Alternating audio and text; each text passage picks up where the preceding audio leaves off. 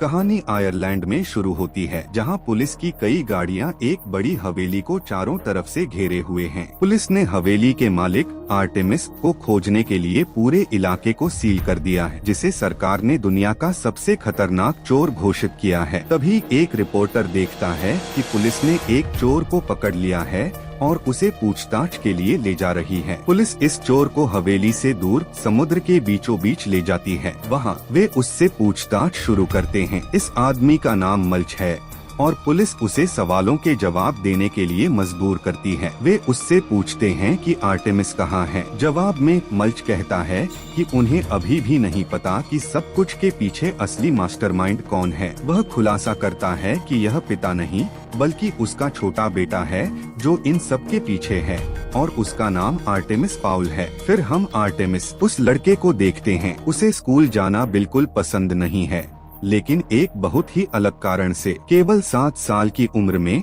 वह अपने शिक्षकों से कहीं ज्यादा जानता है। वह उन सभी से ज्यादा होशियार है और विश्व शतरंज चैंपियन, वर्ल्ड चेस चैंपियन भी रह चुका है। इसके अलावा आर्टेमिस ने अपने बचपन के दौरान कई विज्ञान प्रोजेक्ट और प्रयोग बनाए। उसे अपने शानदार काम के लिए कई पुरस्कार मिले। हालांकि इस सारी सफलता ने आर्टेमिस को यह विश्वास दिलाया कि वह बाकी सभी से श्रेष्ठ है। उसने अपने शिक्षकों से भी बदतमीजी से बात की। जब आर्टेमिस एक दिन स्कूल से घर लौटता है तो वह बहुत खुश होता है, यह सोचकर कि आज उसे आखिरकार अपने पिता के साथ कुछ समय बिताने को मिलेगा। लेकिन फिर भारी मन से उसके पिता उसे सूचित करते हैं कि उन्हें फिर से बिजनेस ट्रिप पर जाना है। दुखी होकर आर्टेमिस अपने पिता से कहता है कि उसे हमेशा उनसे दूर रहना नफरत है। उसे सांत्वना देने की कोशिश करते हुए उसके पिता कहते हैं कि उनका काम बस कुछ ही दिनों में हमेशा के लिए खत्म हो जाएगा और उसके बाद वह हर समय उसके साथ रहेंगे। इस बातचीत के बाद पिता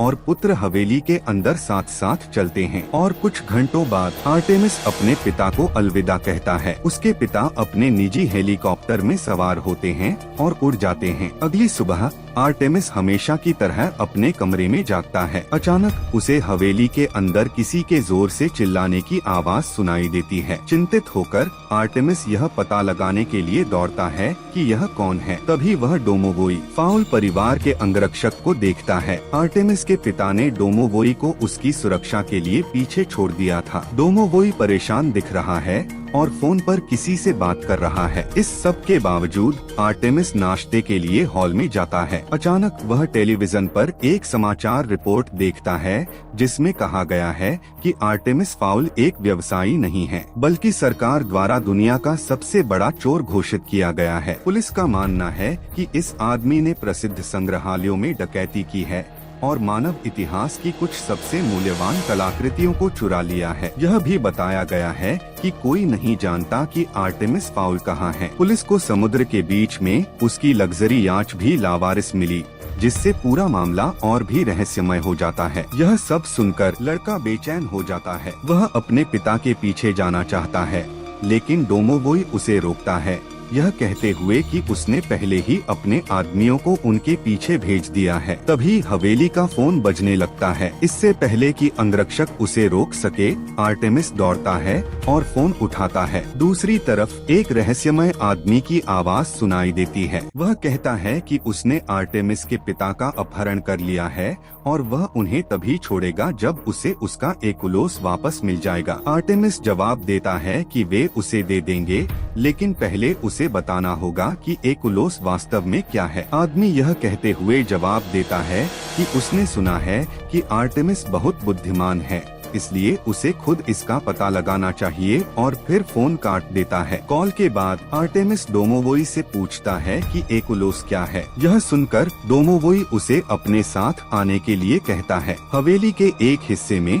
अंगरक्षक एक गुप्त मार्ग सक्रिय करता है जो उन्हें सीधे तहखाने में ले जाता है। डोमोवोई बताता है कि यह उसके पिता का छिपा हुआ मुख्यालय है, जहां परिवार की कई पीढ़ियों के काम को संरक्षित किया गया है। डोमोवोई उसे बताता है कि कमरे में सब कुछ किसी कारण से हासिल किया गया था। हालांकि अपने पिता के साथ कई वर्षों तक काम करने के बावजूद उसने भी कभी एकुलोस के बारे में नहीं सुना है। अब आर्टेमिस सोचने लगता है कि उसके पिता ने कोई न कोई सुराग जरूर छोड़ा होगा। अचानक उसे याद आता है कि सोने से पहले उसके पिता हमेशा उसे एक कविता सुनाते थे। उस कविता को संकेत के रूप में इस्तेमाल करते हुए आर्टेमिस दराजों की जांच करना शुरू करता है। इस तरह उसे एक डायरी मिलती है। इसे पढ़ते समय उसे आखिरी पन्ने पर कुछ लिखा हुआ मिलता है। उसके पिता ने एक ऐसे व्यक्ति के बारे में लिखा था जो एकुलोस की चोरी के बारे में सब कुछ जानता है। उसी पल आर्टेमिस को याद आता है कि कैसे उसके पिता उसे कल्पित बौने और जादुई प्राणियों के बारे में कहानियाँ सुनाते थे। डायरी पढ़ने के बाद आर्टेमिस को यकीन हो जाता है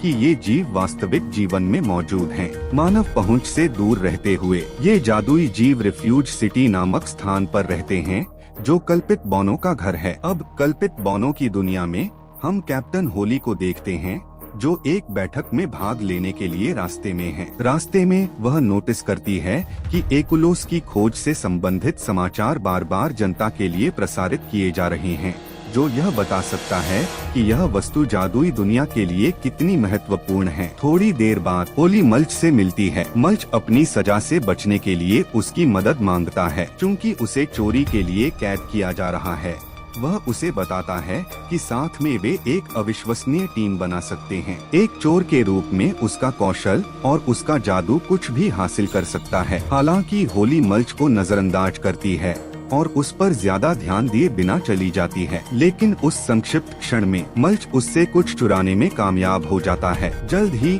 रिफ्यूज सिटी की एक अंधेरी जेल कोठरी से ब्रायर नाम के एक कैदी को उसी खलनायक द्वारा मुक्त किया जाता है जिसने आर्टेमिस के पिता का अपहरण किया है। वह ब्रायर से कहता है कि अब से उसे उसके सभी आदेशों का पालन करना होगा। हैरान होकर ब्रायर पूछता है कि वह यह सब क्यों कर रहा है। खलनायक बताता है कि उसे किसी ऐसे व्यक्ति की जरूरत है जो कल्पित बौनों की सेना में घुसपैठ कर सके ताकि वह जल्द से जल्द एकुलोस को वापस पा सके। इस बीच होली अपनी बैठक में पहुंचती है, जहां कमांडर रूट अपने सैनिकों से कहती है कि जब तक एकुलोस नहीं मिल जाता तब तक सभी को ड्यूटी पर रहना होगा, क्योंकि इससे ज्यादा महत्वपूर्ण कुछ नहीं है। कमांडर यह भी आदेश देती है कि किसी भी परिस्थिति में इंसानों को उनके अस्तित्व के बारे में पता नहीं चलना चाहिए। जो कोई भी इस नियम को तोड़ेगा उसे कड़ी सजा का सामना करना पड़ेगा। बैठक के अंत में होली अपने बॉस से बात करने के लिए जल्दी से आगे बढ़ती है। वह कहती है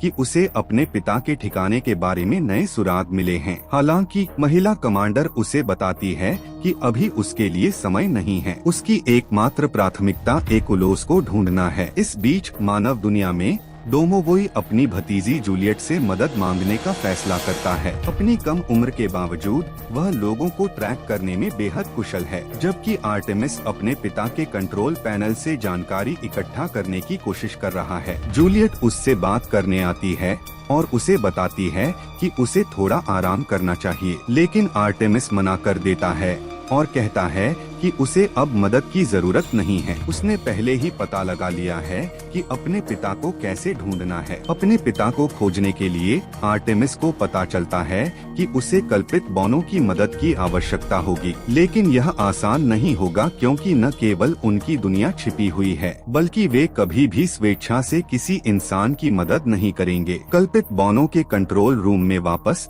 एक अलर्ट कमांडर रूट के आने का संकेत देता है। 2 मिनट बाद वह होली के साथ आती है। बिना समय बर्बाद किए वह बताती है कि एक कैदी सतह की दुनिया में भाग गया है और चूंकि उनकी सभी सेनाएं वर्तमान में एकुलोस को पुनः प्राप्त करने पर केंद्रित हैं, वह इस मिशन को होली को सौंपने का फैसला करती है। खुश होकर युवा एल्फ तुरंत कैदी को ट्रैक करने के लिए निकल पड़ती है। कंट्रोल रूम से कमांडर रूट होली को मिशन के विवरण पर ब्रीफ करती है। होली एक छोटे से यूरोपीय शहर की ओर उड़ती है, जहां लोग एक विशाल राक्षस से डरे हुए हैं। वह राक्षस भागा हुआ जादुई कैदी निकलता है। जब होली उस प्राणी को एक छोटी बच्ची को पकड़े हुए देखती है तो वह उस पर हमला करती है, जिससे राक्षस को बच्चे को फेंकने के लिए मजबूर होना पड़ता है। होली मुश्किल से लड़की को गिरने से बचाने में कामयाब होती है। बच्चे को सुरक्षित स्थान पर ले जाने के बाद एल्फ सैनिक उसकी चोटों को ठीक करने के लिए जादू का उपयोग करते हैं। होली फिर राक्षस का सामना करने के लिए आगे बढ़ती है और लंबी चमकती तारों का उपयोग करके उसे फंसाने की कोशिश करती है, लेकिन उसी समय राक्षस होली को पकड़ लेता है। एल्फ को बचाने के लिए एक टाइम फ्रीजिंग कैप्सूल तैनात किया जाता है, जिससे वहां मौजूद सभी मनुष्यों के लिए समय रुक जाता है। इसका फायदा उठाते हुए एल्फ सैनिक आते हैं, राक्षस को गिरफ्तार करते हैं और होली को देखने वाले हर इंसान की यादें मिटा देते हैं। अब होली एक दृढ़ निर्णय लेती है। कमांडर रूट की चेतावनियों के बावजूद वह अपनी बात पर अड़ी रहती है और घोषणा करती है कि वह किसी भी कीमत पर अपने पिता के खोए हुए सम्मान को बहाल करेगी। उसी समय आर्टेमिस अपने पिता की डायरी पढ़ रहा है। जैसे जैसे वह पढ़ता है, उसे पता चलता है कि इस रहस्यमय व्यक्ति ने कभी मानव दुनिया को बचाने के लिए कल्पित बॉनो की मदद की थी। उसे यह भी पता चलता है कि एकुलोस का लगातार पीछा करने वाले व्यक्ति का नाम वोपल है। डायरी में उल्लिखित स्थानों में से एक का अनुसरण करते हुए आर्टेमिस वहां डोमोवोई से मिलता है। तभी वह होली को देखता है और तुरंत उसका गार्ड एल्फ को ट्रैंक्विलाइजर गन से गोली मार देता है, जिससे वह बेहोश हो जाती है। जैसे ही होली का सिग्नल खो जाता है, कमांडर रूट अपने एजेंट को बचाने के लिए सभी अलार्म बजा देती है। कुछ घंटों बाद होली आर्टेमिस द्वारा डिजाइन किए गए पिंजरे के अंदर होश में आती है। गुस्से में वह उन्हें नियंत्रित करने के लिए अपनी शक्तियों का उपयोग करने की कोशिश करती है, लेकिन आर्टेमिस ने इसका अनुमान लगा लिया था और उसके जादू को रोकने के लिए विशेष चश्मा पहना हुआ है। आर्टेमिस उसे बताता है कि वह अपने पिता को ढूंढना चाहता है और इसके लिए उसे उसकी मदद की जरूरत है। होली गुस्से में पूछती है कि उसे उसकी मदद क्यों करनी चाहिए और चेतावनी देती है कि उसे पकड़ना एक बहुत बड़ी गलती थी। उसके लोग भारी बल के साथ उसके लिए आएंगे, लेकिन आर्टेमिस शांत रहता है और कहता है कि यही वह चाहता है। कुछ ही मिनटों में हवेली के चारों ओर एक भीषण तूफान बनने लगता है। कल्पित बॉनो के आने का अनुमान लगाते हुए आर्टेमिस होली के हथियार जब्त कर लेता है, जबकि डोमोवोई चुपके से उसके सूट से एक और हथियार निकाल लेता है। उसी समय एक बार फिर से जम जाता है और एल्फ सेना हवेली पर हमला कर देती है। हर कोई अपनी स्थिति ले लेता है। कमांडर रूट अपने लड़ाकू सूट में आती है। जैसे ही टीम होली की तलाश करती है, आर्टेमिस अपना विशेष सूट पहनने का फैसला करता है। अब आर्टेमिस और डोमोवोई युद्ध के लिए पूरी तरह तैयार हैं। एल्फ सैनिक हमला करते हैं, लेकिन आर्टेमिस को हराना आसान नहीं है। इसके बजाय आर्टेमिस और डोमोवोई एक एक करके हर जादुई योद्धा को हराने के लिए मिलकर काम करते हैं। कुछ समय बाद आर्टेमिस एक गिरे हुए सैनिक का हेलमेट उठाता है और कमांडर को घोषणा करता है कि अगर उसे होली जिंदा चाहिए तो उसे बात करने के लिए अंदर आना होगा। कोई और विकल्प न होने पर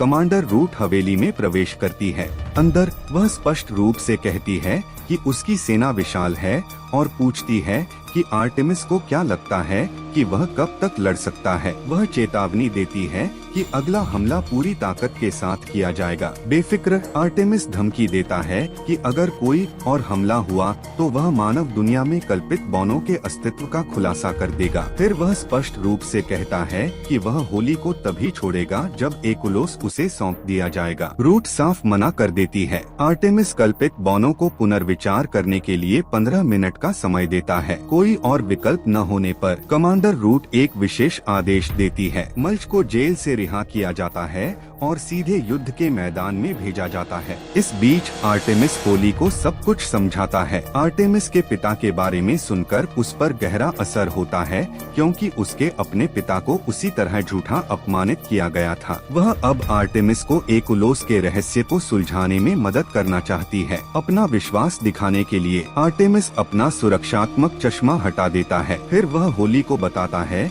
कि उसके पिता की डायरी में एकुलोस के संरक्षक के रूप में बीचवुड नाम का उल्लेख है। हैरान होकर होली कहती है कि बीचवुड उसके पिता थे। वह जानते थे कि एकुलोस कितना खतरनाक था और उन्होंने इसे हमेशा के लिए छिपाने का फैसला किया। यही वजह है कि सभी ने उन्हें देशद्रोही करार दिया। यह सुनकर आर्टेमिस गहरी सोच में डूब जाता है। तभी जूलियट एक नए विमान को आते हुए देखती है और तुरंत आर्टेमिस को सूचित करती है। इस बीच मल्च कमांडर के पास पहुंचता है। वह उसे एक सौदा पेश करती है। यदि वह हवेली तक पहुंचने के लिए जल्दी से एक सुरंग खोद सकता है तो वे होली को बचाने में सक्षम हो सकते हैं। बदले में मल्च की सजा काफी कम कर दी जाएगी। इस प्रस्ताव से खुश होकर मल्च तुरंत सौदे के लिए सहमत हो जाता है। वह सीधे हवेली के पास समुद्र के किनारे जाता है, अपना मुंह अप्राकृतिक रूप से चौड़ा खोलता है और अविश्वसनीय गति से मिट्टी खाना शुरू कर देता है। कुछ ही सेकंड में वह सीधे हवेली में अपना रास्ता खोद लेता है। जैसे ही डोमोवोई घुसपैठ को नोटिस करता है, वह आर्टेमिस को सचेत करता है, जो तुरंत समझ जाता है कि मल्च को होली को बचाने के लिए भेजा गया होगा। लेकिन किसी की मदद करने से पहले मल्च की चोरी करने की पुरानी आदत जोर मारती है। वह जल्दी से हवेली के अंदर एक छिपे हुए कक्ष की खोज करता है। आर्टेमिस डोमोवोई से कहता है कि मल्च को इसे खोलने दें, यह मानते हुए कि अंदर जो कुछ भी है वह उपयोगी हो सकता है। आर्टेमिस फिर होली से कहता है कि अगर वे मिलकर काम करते हैं तो वे आखिरकार सच्चाई को उजागर कर सकते हैं कि उनके दोनों के पिता के साथ वास्तव में क्या हुआ था। जल्द ही मल्च कक्ष का मुख्य दरवाजा खोलता है और अपने जादू का उपयोग करता है। अपने बालों के स्ट्रैंड्स को नियंत्रित करता है और सुरक्षा स्क्रीन को बाईपास करने के लिए उन्हें धातु में बदल देता है। जैसे ही कंपार्टमेंट खुलता है, मल्च के हाथ वह वस्तु लगती है जिसे हर कोई खोज रहा था, एकुलोस। कुछ ही क्षणों बाद आर्टेमिस और होली वहां पहुंचते हैं। होली आर्टेमिस को चेतावनी देती है कि वह अकेले एकुलोस का उपयोग नहीं कर सकता, इसकी जादुई शक्ति उसे मार सकती है। इससे पहले कि आर्टेमिस एकुलोस के बारे में पूरी तरह से समझ पाता, मल्च चुपके से कमांडर को सूचित करता है कि क्या हुआ है। किसी तरह खबर ओपल तक भी पहुंचती है, जो तुरंत अपने सैनिक ब्रायर को हवेली भेजती है। उसी समय कमांडर रूट को चिंताजनक खबर मिलती है। टाइम फ्रीजिंग डोम खराब हो रहा है। अराजकता का फायदा उठाते हुए देशद्रोही ब्रायर कमांडर रूट को गिरफ्तार करने के लिए आगे बढ़ता है, यह घोषित करते हुए कि मंत्रियों ने एक नया नेता चुना है और वह नेता वह है। गुस्से में रूट अपने आसपास के सभी गार्डों को बेहोश कर देती है। ब्रायर ठंडेपन से कहता है कि रूट ने एक साधारण मिशन को आपदा में बदल दिया और एक नई रणनीति की जरूरत है। अचानक आसमान में एक विशाल L1 विमान दिखाई देता है। ब्रायर खुलासा करता है कि वह हवेली पर हमला करने के लिए एक खतरनाक राक्षस लाया है। राक्षस की भयानक दहाड़ को करीब आते सुनकर हर कोई घबराने लगता है। होली तुरंत समझ जाती है कि क्या आने वाला है। ब्रायर अब सेना के पूर्ण नियंत्रण में है। वह हवेली के अंदर जादू पर पूर्ण प्रतिबंध लगाने का आदेश देता है और घोषणा करता है कि होली को बचाने की कोई आवश्यकता नहीं है, यह दावा करते हुए कि उसके पिता एक देशद्रोही के अलावा कुछ नहीं थे। राक्षस को एक मशीन से जंजीर से बांधा जाता है और हवेली में फेंक दिया जाता है। जमीन हिंसक रूप से हिलती है क्योंकि वह अंदर गिरता है, जिससे किसी को भी संभलने का मौका नहीं मिलता। डोमोवोई प्राणी का ध्यान भटकाने के लिए कमरों के माध्यम से दौड़ता है, जबकि आर्टेमिस और जूलियट उसे हराने के तरीके के बारे में सोचते हैं। अराजकता के दौरान होली एक झूमर में फंस जाती है। मल्च उसे बचाने के लिए दौड़ता है, लेकिन उसके साथ लटक जाता है। उन्हें बचाने के लिए आर्टेमिस और डोमोवोई उनके गिरने को रोकने के लिए नीचे एक सोफा खींचते हैं। तभी राक्षस जूलियट की ओर दौड़ता है, फर्नीचर को हर जगह अंधाधुंध फेंकते हुए अंगरक्षक को एक तरफ कर देता है। मल्च राक्षस की पीठ पर कूदता है, लेकिन प्राणी उसे आसानी से पकड़ लेता है और सीढ़ियों की ओर फेंक देता है। एकुलोस को सुरक्षित रखने के लिए मल्च इसे निगल लेता है और सभी को दूसरी मंजिल की बालकनी की ओर जाने के लिए चिल्लाता है। जूलियट हॉल में दौड़ती है, लेकिन राक्षस उसका रास्ता रोक देता है। आखिरी सेकंड में होली हस्तक्षेप करती है और उसे बचाती है, जिससे जूलियट आर्टेमिस के साथ एक कमरे तक पहुंच पाती है। आर्टेमिस राक्षस पर फायर करता है, लेकिन इससे पहले कि वह उन पर हमला कर सके, डोमोवोई कदम बढ़ाता है और एक विशाल बैल के सिर की मूर्ति से प्राणी को मारता है। राक्षस बहुत शक्तिशाली साबित होता है और आसानी से डोमोवोई को एक तरफ कर देता है। जब होली जानवर को आर्टेमिस को पकड़ते हुए देखती है, तो वह झूमर से झूलते हुए खिड़की तोड़ देती है। आर्टेमिस भागने के लिए बाहर कूदता है। उसके बाद जूलियट और डोमोवोई, हालांकि डोमोवोई नीचे फर्श पर गिर जाता है, जबकि जूलियट लटकी रह जाती है। आर्टेमिस की मदद से होली खुद को मुक्त करती है। जैसे ही राक्षस झूमर की ओर छलांग लगाता है, आर्टेमिस और होली अलग हो जाते हैं और विपरीत दिशाओं से हमला करते हैं। गोलाबारी के दौरान आर्टेमिस गलती से अपना जादुई हथियार गिरा देता है और उसे वापस पाने के लिए दौड़ता है। उस समय झूमर गिरने लगता है। आर्टेमिस की जान के डर से डोमोवोई आगे कूदता है और उसे रास्ते से हटा देता है, लेकिन राक्षस इसके बजाय डोमोवोई पर गिर जाता है। घबराहट फैल जाती है क्योंकि हर कोई उसे बचाने का रास्ता खोजता है। बाहर टाइम फ्रीजिंग डोम बिखरने लगता है, जिससे एल्वन सेना को गंभीर नुकसान होता है। डोमोवोई को राक्षस के नीचे से खींचने के बाद आर्टेमिस होली से अपने दोस्त को बचाने की भीख मांगता है, लेकिन होली दुख के साथ बताती है कि जादू अक्षम डिसेबल्ड है, वह चाहकर भी मदद नहीं कर सकती। डोमोवोई उन्हें आश्वस्त करता है, उन्हें चिंता न करने के लिए कहता है। बाहर एक एल्वन कप्तान घोषित करता है कि जो कोई भी मरने वाला है वह संभवतः पहले ही मर चुका है और चूंकि पर्याप्त समय बीत चुका है, होली का जादू बहाल होना चाहिए। जिस क्षण होली को अपनी शक्तियाँ वापस आती हुई महसूस होती हैं, वह बिना समय बर्बाद किए डोमोवोई को पूरी तरह से ठीक कर देती है। गुंबद के अब पूरी तरह से ढह जाने के बाद एल्वन सेना पीछे हटने लगती है।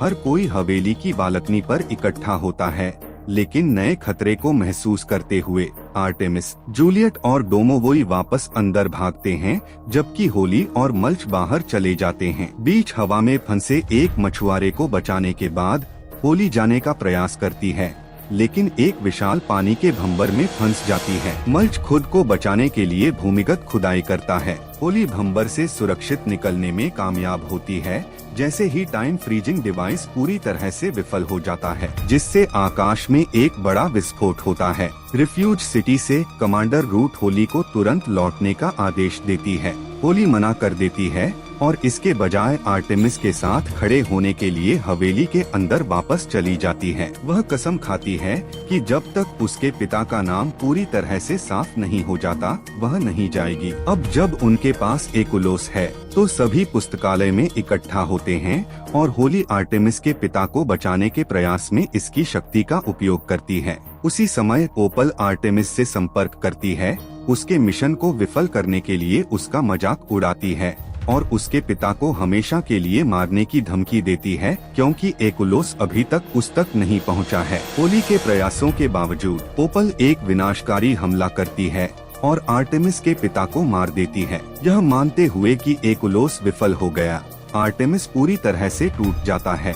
हवेली के माध्यम से दौड़ता है, अपने पिता को पुकारता है। होली मदद न कर पाने के लिए माफी मांगती है। अचानक जादू की एक चमत्कारिक लहर कमरे में भर जाती है। आर्टेमिस अंदर दौड़ता है और अपने पिता को जीवित पाता है। वे कसकर गले मिलते हैं, जबकि ओपल दूसरे छोर पर गुस्से में चिल्लाती है। जब आर्टेमिस के पिता होली से मिलते हैं, तो वह उसे बताते हैं कि वह और उसके पिता कभी एक साथ काम करते थे। उसके पिता कभी भी देशद्रोही नहीं थे, वह एक बहादुर सहयोगी थे जिन्होंने एकुलोस को कल्पित बौनों के दुश्मनों से बचाने में मदद की। वह ओपल के सभी अपराधों का भी खुलासा करते हैं और बताते हैं कि होली के पिता की अंतिम इच्छा थी कि यह सच्चाई उनकी बेटी तक पहुंचाई जाए। डोमोवोई अलग होने से पहले अपने बॉस को भावनात्मक रूप से गले लगाता है। जाने से पहले होली आर्टेमिस से एक आखिरी बार मिलती है। अलविदा कहते समय वे हाथ पकड़ते हैं। घर वापस होली कमांडर रूट को सब कुछ बताती है